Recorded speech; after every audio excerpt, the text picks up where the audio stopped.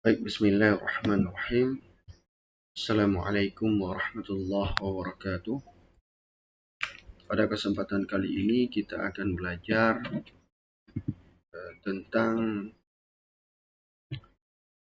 penjas pada semester 2, yaitu pada bab 6, pembukaan semester 2. Bab ini akan mempelajari tentang senam lantai. Jadi senam lantai ini mempunyai tujuan pembelajaran. Yang pertama, memahami manfaat senam lantai. Kemudian yang kedua, memahami dan mempraktikkan gerak spesifik senam lantai. Yang ketiga, memahami dan mempraktikkan gerakan keseimbangan menggunakan kaki, lengan, dan kepala. Dan yang terakhir, memahami dan mempraktikkan gerakan guling depan dan guling belakang. Yang pertama, di sini di dalam buku yang kita pelajari, senam lantai. Pernahkah kamu berlatih senam lantai? Senam lantai merupakan cabang olahraga yang gerakannya bersifat akrobatik sehingga semua gerakannya sangat indah. Jadi senam lantai ini merupakan cabang olahraga yang gerakannya bersifat akrobatik sehingga semua gerakannya sangat indah. Makanya di senam lantai itu ada gerakan-gerakan yang mengedepankan sifat akrobatik. Sehingga terkesan gerakan dari senam lantai ini terlihat sangat indah. Selanjutnya B, gerak spesifik senam lantai. Yang pertama, 1. Kombinasi keseimbangan menggunakan kaki. Jadi dari kombinasi keseimbangan menggunakan kaki ini ada beberapa pembagian. Yang pertama, variasi keseimbangan bertumpu pada kaki kanan. Jadi caranya berdiri dengan posisi kedua kaki rapat, pandangan lurus ke depan. Selanjutnya luruskan kaki kiri ke belakang, kedua lengan tetap menempel di samping badan. Tahan beberapa detik. Jadi tepatnya seperti gambar yang ada di layar kita. Bahwasanya di situ kita lihat ia berdiri dengan posisi kedua kaki kanan, kedua kaki rapat, kemudian pandangannya lurus ke depan. Selanjutnya dia angkat, luruskan kaki kiri ke belakang, dia angkat kaki kirinya lurus ke belakang. Kemudian kedua lengan tetap menempel di samping badan, dan tahan beberapa detik. Jadi inilah gerakan yang pertama dari kombinasi keseimbangan menggunakan kaki. Disebut dengan variasi keseimbangan bertumpu pada kaki kanan. Jadi seperti yang kita lihat di sini, dia bertumpu dengan kaki kanan. Karena kenapa? Karena kaki kirinya sudah terangkat. Selanjutnya B, variasi keseimbangan bertumpu pada kaki kiri. Adapun cara melakukannya, yang pertama berdiri dengan posisi kedua kaki rapat, pandangan ke depan. Kemudian luruskan kaki kanan ke belakang, kedua lengan tetap menempel di samping badan. Tahan beberapa detik. Jadi variasi keseimbangan bertumpu pada kaki kiri ini sama persis dengan variasi keseimbangan bertumpu pada kaki kanan yang pertama tadi. Hanya saja yang membedakan, yang pertama tadi bertumpu pada kaki kanan, kemudian yang kedua ini, yang B ini bertumpu pada kaki kiri. Jadi ketika yang pertama tadi bertumpu pada kaki kanan, kaki kiri yang diangkat. Yang B ini kaki kiri yang menjadi kaki tumpuan dan kaki kanan yang diangkat. Kemudian pergerakannya juga sama, di mana kedua kaki rapat, pandangan lurus ke depan, tangan menempel di badan, kemudian kaki kanan diangkat lurus ke belakang. Selanjutnya variasi keseimbangan bertumpu pada kedua kaki. Jadi yang C ini biasa kita dengar dengan sebutan split. Orang-orang menyebut variasi keseimbangan bertumpu pada kedua kaki ini disebut dengan split. Jadi variasi keseimbangan bertumpu pada kedua kaki dilakukan dengan gerakan split. Ya. Sikap split adalah suatu gerakan yang menitik beratkan pada penguluran ataupun stretching. Jadi inilah gambar yang bisa kita lihat di monitor. Ya, bahwasanya kedua kakinya itu dibuka. Ya, dibuka. Yang menitik beratkan pada penguluran ataupun stretching. Selanjutnya nomor 2, kombinasi keseimbangan menggunakan lengan. Yang pertama itu ada handstand. Handstand bisa dilakukan dengan beberapa cara. Ya, yang pertama handstand dengan bantuan teman. Jadi handstand dengan bantuan teman ini tentunya perlu adanya kehadiran teman ya sebagai pemandu ataupun yang membantu kita melakukan gerakan ini, gerakan handstand ini. Ya. Jadi yang pertama itu gerakannya seperti contoh yang ada di nomor 1 itu, kemudian dilanjutkan dengan nomor 2 tersebut. Ini nomor 3-nya dan ini nomor 4. Jadi kakinya pelan-pelan dinaikkan.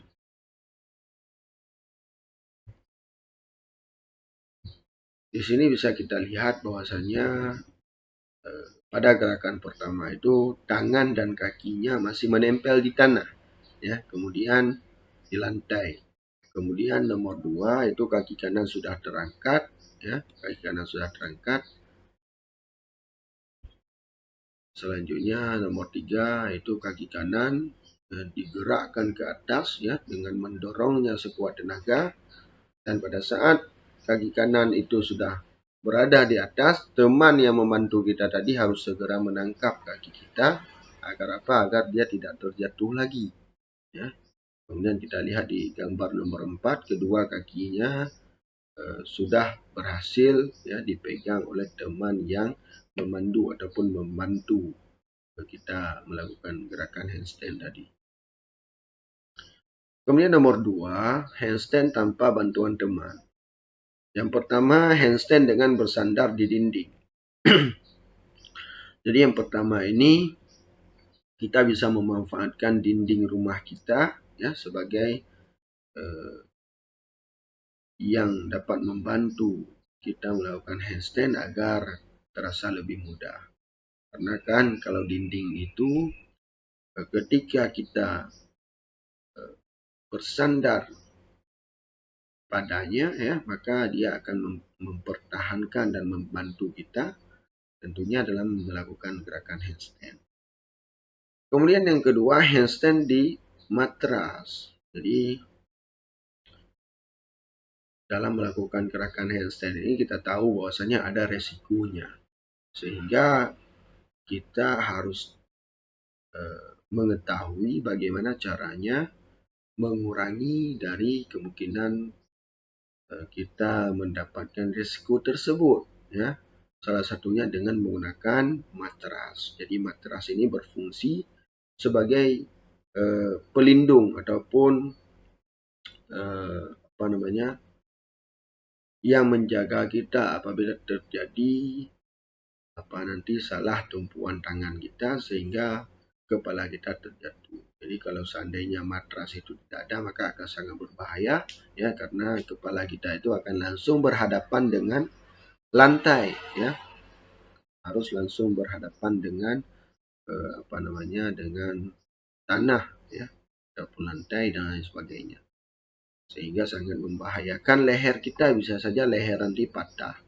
Sehingga dengan adanya matras ya, ini dapat membantu menjaga keamanan dan kenyamanan kita dalam melakukan gerakan handstand.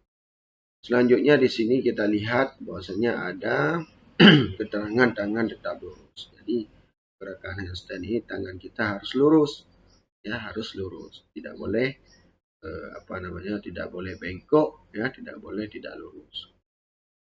Karena tangan itu juga menjadi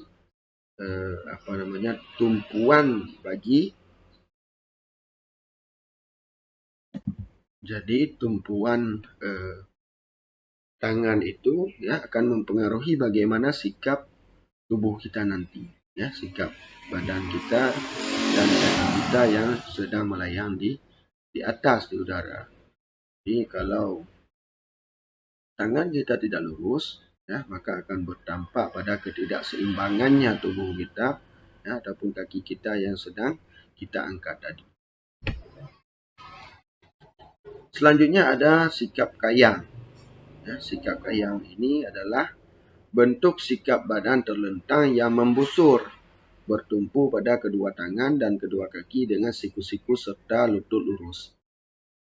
Jadi sikap kayang ini, ya, kita memposisikan badan itu terlentang, ya, terlentang yang membusur, bertumpu pada kedua kaki dan tangan dengan siku-siku serta lutut lurus.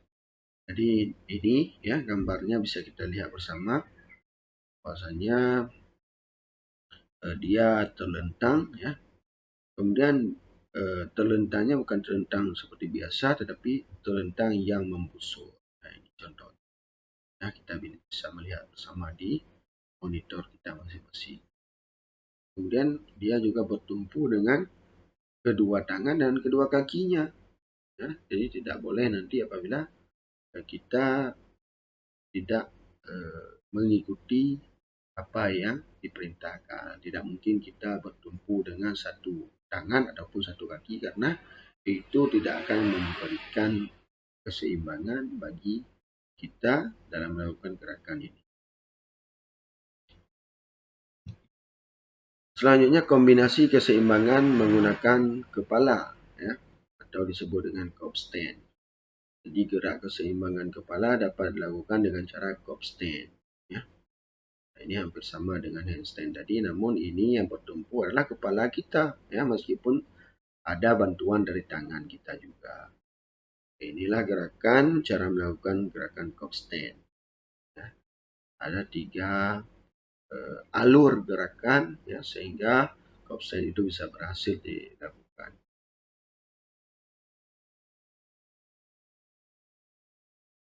Kemudian cop stand ini, ya, juga bisa dibantu oleh teman kita, ya, karena tentunya melakukan cop stand dan handstand ini sangat berisiko apabila kita masih pemula, sehingga, ya, lebih aman bagi kita apabila kita dipandu dan dibantu oleh teman kita, ya. Jadi caranya nanti bisa mengikuti dari gerakan yang ada di gambar monitor kita ini. Ya, bisa kita lihat bersama bahwasanya gerakan pertama itu kepala dan tangan itu yang menjadi tumpuan, ya, karena kaki sudah terangkat. Kemudian didorong, ya, kakinya didorong ke atas, ya, hingga teman kita nanti bisa meraih, ya, dan menangkap, memegang kaki kita yang sudah diangkat tadi. Selanjutnya yang keempat, kombinasi guling ke depan. Guling ke depan dengan bantuan teman. Di guling ini, yang guling ke depan ini cara memperagakannya juga dengan bantuan teman, ya, apabila kita masih pemula. Jadi caranya bisa kita ikuti nanti, ya, panduan yang ada di buku ataupun layar monitor kita ini. Jadi di sini ada 8 gerakan, ya, ada 8 gerakan, dan ke-8 gerakannya itu, ya, teman-teman kita memandu dan membantu kita dalam melakukan gerakan tersebut, ya, sehingga kita lebih leluasa, kita lebih terasa nyaman. Karena kenapa? Karena nanti jika salah, ya, maka teman kita akan memberitahu. Itulah keuntungan dari kita dibantu oleh teman kita. Jadi kalau ada kesalahan gerakan ataupun ada nanti yang keliru kita lakukan, maka teman kita akan segera memberikan pemberitahuan ataupun segera membantu kita dalam bergerak, ya. Itu mungkin salah satu dari manfaat dibantu oleh teman. Selanjutnya yang kelima, kombinasi guling ke belakang. Ya, kombinasi guling ke belakang. Jadi kombinasi guling ke belakang ini hampir sama gerakannya dengan guling ke depan, ya. Namun ada beberapa gerakan yang memang terlihat berbeda. Karena kenapa? Karena tentunya kelenturan tubuh kita akan berbeda jika guling ke depan dan guling ke belakang, ya. Maka, sehingga gerakannya itu akan sedikit berubah. Kemudian yang terakhir, ya, selanjutnya adalah gerakan spesifik meroda. Gerakan spesifik meroda ini mungkin sering kita lakukan di permainan-permainan lainnya, ya, seperti permainan karet, ya, yang biasa kita lakukan, ya. Biasa kita menyebutnya dengan sebutan rolling, ya, mungkin rolling. Jadi gerakan spesifik meroda ini juga bisa dibantu oleh teman kita, ya, dengan gerakan yang gerakan yang bisa kita ikuti dari gerakan yang ada di monitor ataupun di buku kita ini. Jadi di sini dari gerakan spesifik meroda ini ada 5 gerakan, ya, yang harus kita lakukan, dan tentunya dipandu oleh teman kita, ya. Seperti Pak sampaikan tadi bahwasanya jika dipandu oleh teman kita, ya, maka kita akan lebih mudah melakukan ataupun memperagakannya. Karena kenapa? Karena sudah dibantu, ya, dipandu, ya, oleh teman kita. Karena tentunya nanti kalau ada kesalahan gerakan ataupun keliru dalam bergerak, ya, melakukan gerakan, maka teman kita akan segera menyangka, segera memberitahu, sehingga kita tidak lagi salah dalam melakukannya. Kemudian juga apabila nanti ada kesalahan ataupun kita jatuh, ya, tentunya teman kita akan membantu sehingga itu tidak terjadi. Mungkin demikian, ya, materi kita terkait dengan senam lantai.